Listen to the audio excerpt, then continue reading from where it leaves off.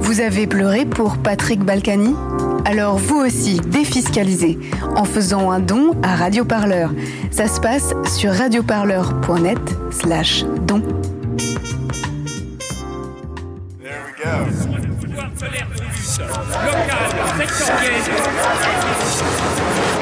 L'hebdo Parleur, 7 jours de lutte dans le viseur. Cette semaine, dans l'hebdo Parleur, séparés, délivrés. Il y a des ouzes qui espèrent, des ouzes qui penchent, des ouzes qui se terrent et des ouzes qui flanchent. Il y a des ouzes qui s'ennuient, des ouzes qui jactent, des ouzes pleines de love et des ouzes qui tractent. Il y a des ouzes fragiles, des ouzes pas faciles. Dans la catégorie... Parce que moi, quand j'étais petite, en fait, c'était mon rêve d'être comédienne de théâtre. Et mes parents m'avaient inscrit à un atelier de théâtre. Et j'adorais ça. J'adorais être sur scène avec mes petits camarades. Surtout parce que pendant qu'on était sur scène, le metteur en scène ne pouvait pas nous toucher. Ma préférence pour des jeunes filles, disons, ou jeunes femmes, ça sonne mieux en français. Je ne l'ai jamais caché, j'étais toujours entouré de jeunes filles. Mais c'était un metteur en scène génial par ailleurs. Hein. Ouais. D'accord. Parce qu'il faut savoir séparer l'homme de l'artiste. Dégueulasse.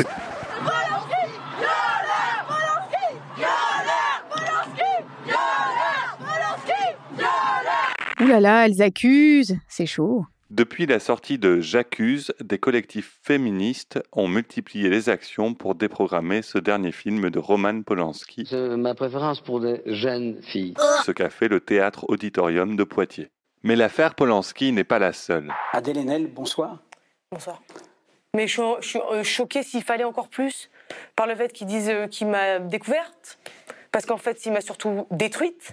C'est parce que moi, le travail sur le jeu, le théâtre, c'est quelque chose que j'ai viscéralement dans le corps. C'est quelque chose qui m'habite depuis que je suis enfant. Quand j'ai dit que j'ai renoncé au cinéma, mais c'était énorme, hein. De toute façon, C'était renoncer à votre vie, en fait. Un truc qui était, en tout cas, qui m'appartenait en moi-même et qui était une passion, quoi. Je veux dire, le cœur brûlant de ma vie, c'était ça. Disons qu'après Les Diables, j'ai fait un peu de théâtre au lycée, etc. Mais j'étais nulle. Parce qu'évidemment, j'étais coupée en deux.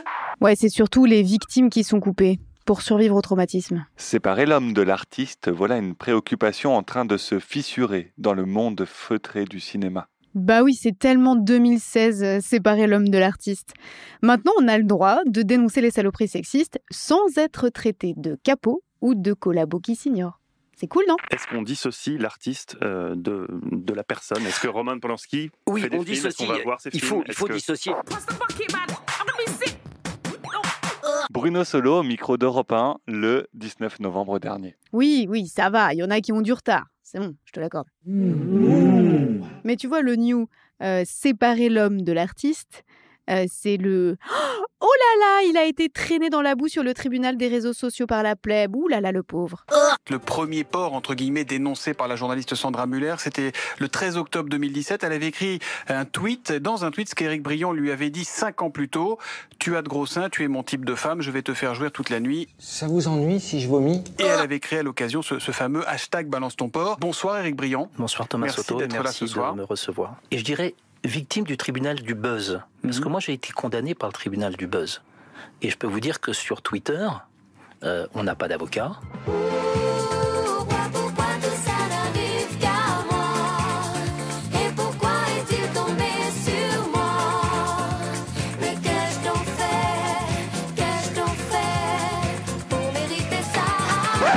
Bien séparer les choses, voilà le maître mot lorsque l'on parle de violences faites aux femmes.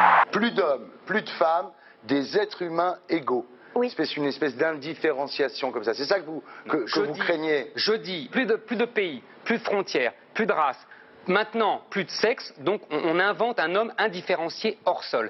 Et c'est là qu'on est content que Zemmour, ça devienne une archive de la télévision française.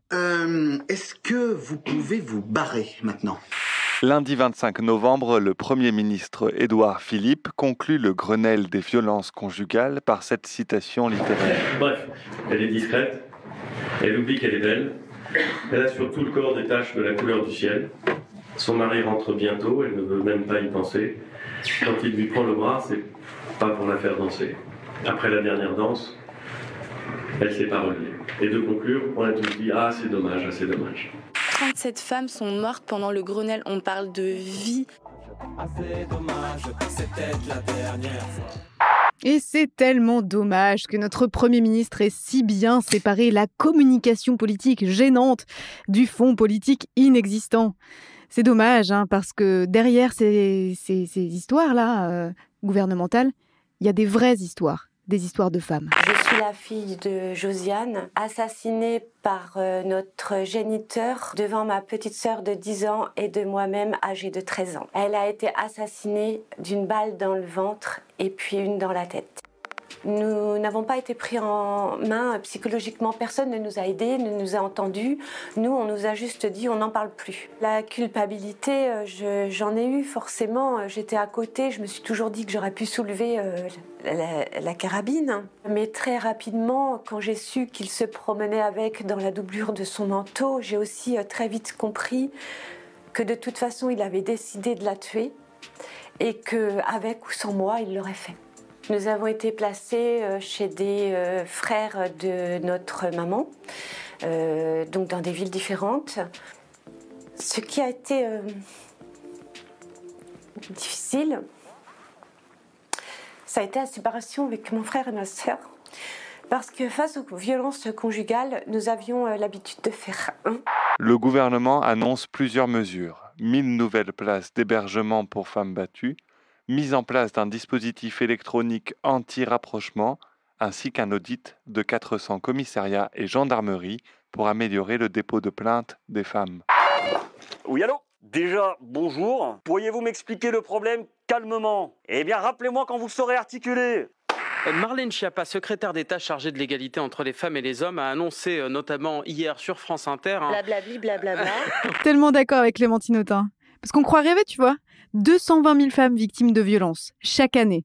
Et pas 1 euro de plus dans le budget prévu par le gouvernement. Pendant ce temps, Marlène Schiappa, secrétaire d'État chargée de l'égalité entre les femmes et les hommes et de la lutte contre les discriminations, se fout sur la gueule avec un député de droite pour savoir qui c'est qui va représenter son petit texte de loi sur le bracelet anti-rapprochement des conjoints violents en premier. C'est moi. Il faut vraiment d'urgence que nous sortions des déclarations d'intention, du blabla, des effets de communication et que nous passions aux actes. Et avec la proposition de loi que j'ai déposée, il y a 2 volets. Celui de faire en sorte qu'à partir du 10 octobre, si nous la votons, nous puissions généraliser le bracelet d'éloignement. Aurélien Pradier découvre ce sujet, j'en suis ravie, je l'en félicite, parce que c'était le but du Grenelle des violences conjugales, de faire en sorte que des gens qui ne s'étaient jamais intéressés au sujet s'en emparent. Et moi, je veux être dans la bienveillance et dans l'action collective et la hauteur de vue. Peut-elle avancer la cause de l'égalité homme-femme qu'elle est censée défendre? C'est ce qu'on va voir de suite avec Marlène Schiappa, qu'on retrouve dans son bureau. Ce qui me fait plaisir, c'est que dans les études d'opinion, j'ai l'impression d'avoir une cote de confiance plutôt très importante. Et ça, je crois que c'est bien parce que c'est un encouragement à l'action.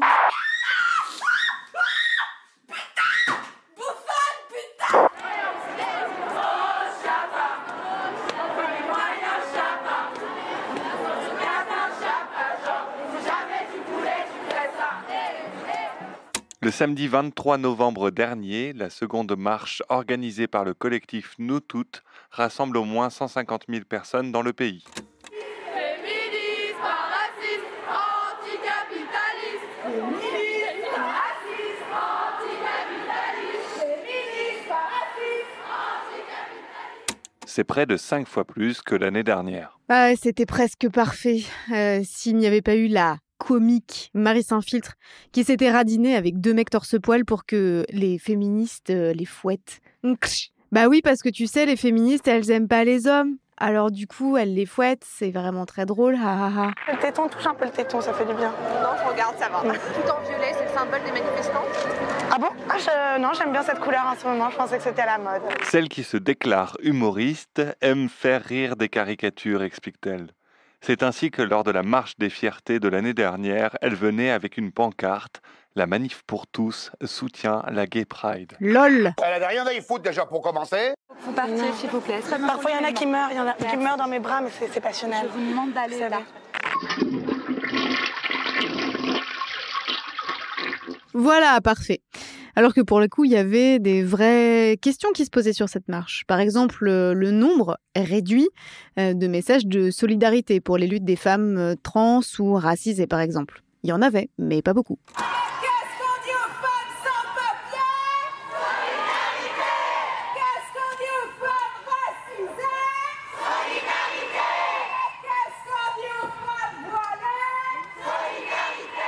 Se rassembler autour de combats transversaux, intersectionnels. Pouh, pas facile à dire tout ça. Certaines le font, comme les féministes à Bure. Féministe plus lutte antinucléaire égale week-end féministe non inclusif de lutte. J'adore.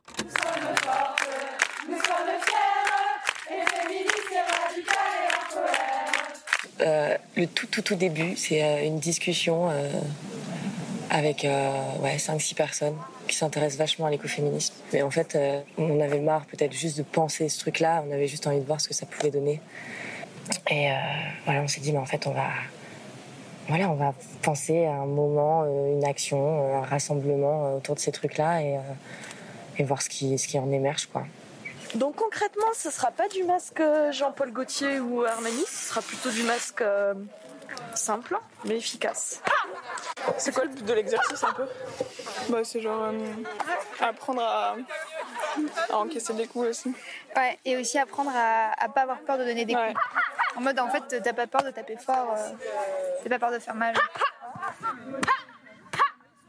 Nous trouvons à Voie-Vacon une plateforme de stockage de pièces pour centrale, à Soulaine un site de stockage de déchets à vie courte, à Oudelincourt les archives d'Areva et donc un projet de laverie de vêtements du nucléaire à Suzannecourt à côté de Joinville. Ces projets peuvent être en partie financés par le groupement d'intérêt public. Le CIGEO serait-il donc un cheval de Troie ? Une fois ce projet accepté, faudra-t-il accepter tous les autres ? La Meuse et la Haute-Marne ont-elles vocation à devenir une zone dédiée à l'industrie nucléaire ? Nous sommes tous des bombes atomiques, on va exploser notre société. Et je suis très contente d'être venue pour regonfler un peu les voiles de la lutte ici. La suite, il faut qu'il y ait plein de petites choses qui émergent partout, que les lieux de lutte soient revivifiés un peu partout en France. L'hebdo-parleur, c'est fini pour aujourd'hui. On se retrouve lundi prochain pour un nouvel hebdo. D'ici là, écoutez tous nos reportages et entretiens en intégralité sur tous nos flux et sur toutes les bonnes applis de balado-diffusion. Allez, salut. Allez, salut. Et de bonne humeur. On ne lui a pas volé son amour, il l'a tué. J'essaie d'oublier qu'hier au dîner, j'étais tout en pleurs. Fait ranger tout ce qui l'a dérangé en moins d'un quart d'heure. Je l'entends crier, lui amène son café, oh lui quel bonheur. Ça fait des mois que ça dure, il m'aura à l'usure, il me fait peur, fait battre mon cœur. Il me tape sur les nerfs et voilà le dilemme, moi je l'aime. L'amour n'apporte pas la mort. Ou alors c'est une erreur.